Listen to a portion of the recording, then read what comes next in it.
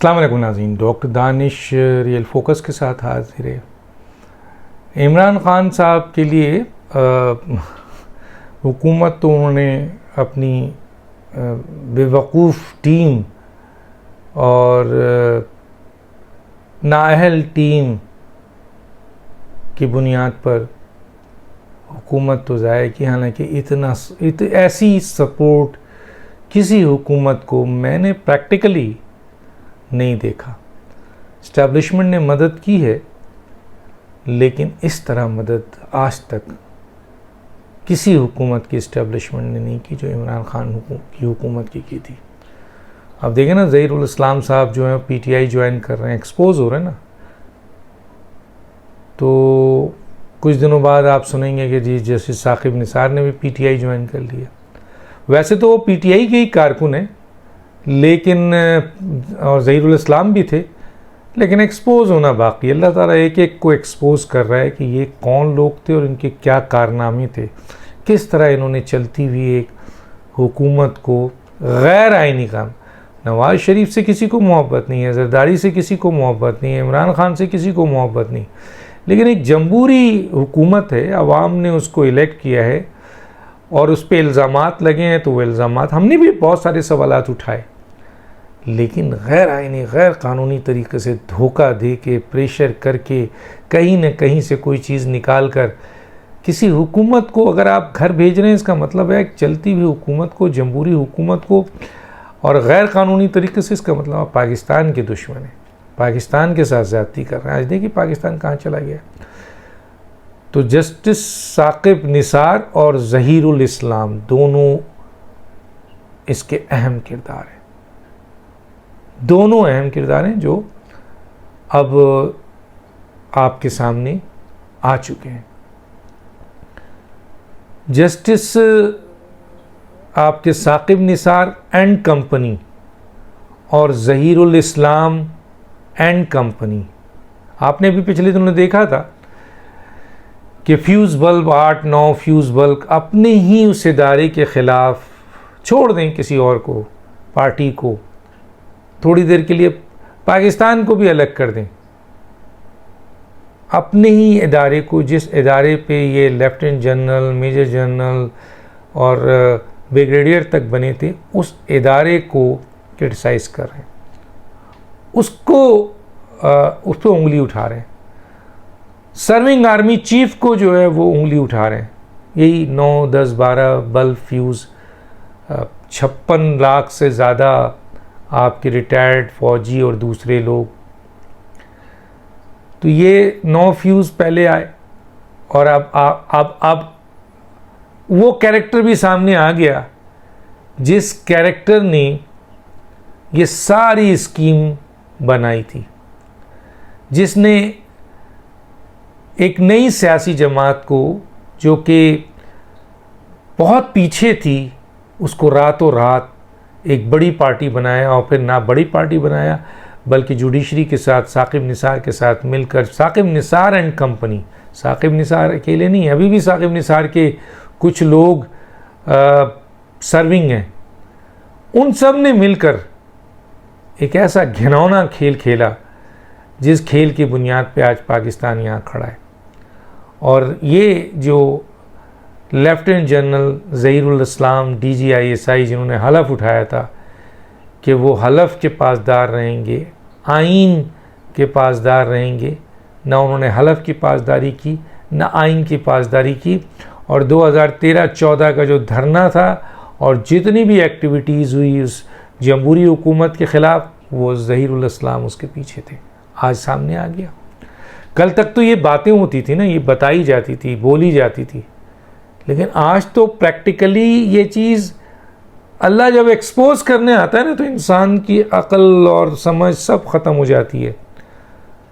इमरान खान हुकूमत से गए, सियासी तौर पर आए, और फिर जिस तरह उन्होंने फ़ौज को और उन लोगों ने फ़ौज को मलाइन किया, फ़ौज को धमकी दी, सिपहसालार को जानवर कहा, सिपहसालार को आपके मीर जाफ़र का, और क्या पाकिस्तान की तारीख़ में आज तक किसी पॉलिटिकल पार्टी ने, किसी वर्कर ने, किसी लीडर ने इस तरीके से अहम तरीन इदारे की तजलील और तज़हीक नहीं की जिसके ऊपर आपके इंडियन गौरे मेजर को ये कहने पड़ा कि इमरान खान तो हमारा काम कर रहा है। अरबों डॉलर देने के बावजूद हम वो काम नहीं कर सके, रॉ वो काम नहीं कर सकी, मोसाद वो काम नहीं कर सका जो इमरान खान ने बगैर पैसों के कर दिया। ये वो लोग हैं जो अपनी आर्मी को, अपने इंटेलिजेंस को, अपने उस महकमे को जिसने इनको ये नाम दिया, जिसकी इख्तियारात की बुनियाद पर इन्होंने ये एक नई सियासी जमात को कबल अज़ वक्त इंडक्ट किया, 70 लाख वोट दिए, वो आपके उसको आप कहना चाहिए कि आप उस इदारे को बुरा कह रहे हैं जिसका खाया है, जिसकी वजह से इज़्ज़त मिली है, जिसकी बुनियाद पर ये कपड़े पहने हुए हैं, जिसकी बुनियाद पे ये ओहदा था, जिसकी बुनियाद पे आपको लिफ्ट कराएगी, जिसकी बुनियाद पर आपने ज़मीनें ली, बेनिफिट्स लिए, आप आज उस इदारे को बुरा कहते हैं एक इमरान खान के लिए। तो ज़हीरुल इस्लाम साहब सामने आ गए, एक्सपोज हो गए, पता चल गया कि वो बहुत बड़ी साजिश जो 2013-14 में तैयार हुई थी उसके पीछे कौन था। और अभी जो एक और शख्सियत है साकिब निसार, साबिक चीफ जस्टिस साकिब निसार, ये गठजोड़ था और फिर ये सामने आया और फिर ये साकिब निसार और इनका जो टोला था उसने फिर अदलिया के नाजायज़ इख्तियारात, इंसाफ और क़ानून के नाजायज़ इख्तियारात और इस अजीम ओहदे के नाजायज़ इख्तियारात का इस्तेमाल किया। तो आज बच्चे देख रहे हैं, एक्सपोज हो रहे हैं ये लोग।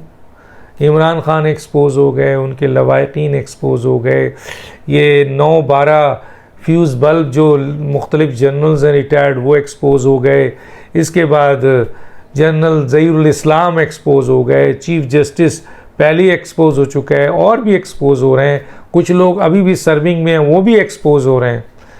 तो वक्त बहुत जालिम चीज़ है और एक्सपोज कर देती है। तो बज़ाहिर ये एक गठजोड़, बहुत बड़ा गठजोड़ सामने आने वाला है, जो साजिश एक जमहूरी हुकूमत के ख़िलाफ़ ज़हीरुल इस्लाम और साकिब निसार ने मिलकर नहीं किया, उनकी टीम ने मिलकर नहीं किया, बल्कि ये साजिश एक ऐसे पाकिस्तान के ख़िलाफ़ थी जो तरक्की के मंजिल की तरफ जा रहा था। कुछ भी इख्तलाफ करें, आज की मौजूदा दौर से 2018 का दौर, 2013 का दौर, 2014 का दौर, 2002-05 का दौर बहुत बेहतर था आज के दौर से। और उस दौर को तबाह करने वाले आज सामने आ गए, पट्टी पहन ली उन्होंने। मैंने पीवी लॉक किया है इससे पहले, लेकिन मैं आज आपको ये बता रहा हूँ कि ये साहब अकेले नहीं है, ये पूरा एक गठजोड़ हुआ है, पूरा एक गठजोड़ जिसमें अदलिया की तरफ से साकिब निसार एंड कंपनी इसमें शामिल हैं, जिन्होंने पाकिस्तान को इस नहज तक पहुंचाया है। इनकी माफ़ी नहीं होनी चाहिए, ना ज़हीरुल इस्लाम की माफ़ी होनी चाहिए, ना साकिब निसार की माफ़ी होनी चाहिए। कानून और आइन के मुताबिक एक इंडिपेंडेंट जो है वो इंक्वायरी होनी चाहिए। और इसमें अब कोई शक नहीं है कि 2014-13 के धरने के पीछे ज़हीरुल इस्लाम थे और एक जमहूरी हुकूमत को गिराने में ज़हीरुल इस्लाम और आपके justice Saqib Nisar and company थे, और एक नई पार्टी को लॉन्च करने और उसको 70 लाख वोट दे के हुकूमत में लाने में Zahirul Islam and company and Saqib Nisar and company शामिल है। तो इनका सख्त एहतसाब होना चाहिए। और कल तक जो लोग ज़हीरुल इस्लाम या साकिब निसार को थोड़ी बहुत इज्जत देते थे, आज उनकी नज़रों से भी ये गिर गए। मेरी 2-4 लोगों से बात हुई, उन्होंने जब ये देखा कि इस पाए का इस ओहदे का और जिस पे इल्ज़ाम था ये लड़ते थे, कहते नहीं यार सही है, मैंने गलत लड़ाई की, ये आदमी उसका ज़िम्मेदार है जो 2013-14 में जो धरना हुआ और जो आपके हल्ला बोला गया, जो सुप्रीम कोर्ट पे हल्ला बोला गया, जो पाकिस्तान पीटीवी पे हल्ला बोला गया, उसके सब के ज़िम्मेदार जो पूरा का पूरा सिस्टम ख़राब किया गया, चाइना के विज़िट को ख़राब किया गया, जो चाइना के जो सरबराह आ रहे थे उनको रोका गया और एक नई पार्टी को लाकर शामिल किया गया, और उसमें पनामा का एक इशू उठाया गया और पूरी एक सर्कल बनाया गया सिर्फ इमरान खान को लाने के लिए। लेकिन कहाँ है इमरान खान? इमरान खान ने अपने पाँव पे भी कुल्हाड़ी मार ली, इमरान खान ने अपनी हुकूमत पे भी कुल्हाड़ी मार ली, अपनी सियासत पे भी कुल्हाड़ी मार ली। अब इमरान खान साहब एक माजी बन चुके हैं। आप पट्टा पहन के खड़े हो जाएं, आपकी भी औकात इतनी नहीं है, आपकी भी अब वो हैसियत नहीं है। आप भी अब सिर्फ एक फ्यूज़ बल्ब हैं जो चमक भी नहीं सकता, जो जल भी नहीं सकता, जो एक किरण भी नहीं दे सकता। आप बोझ हैं पीटीआई पे, और पीटीआई इमरान खान बोझ हैं आपके ऊपर। तो मिल के अपना गले मिलें। आवाम ने आपको पहचान लिया है और मीडिया ने भी आपको पहचान लिया है। डॉक्टर दानिश को याद दीजिए। अल्लाह हाफिज़।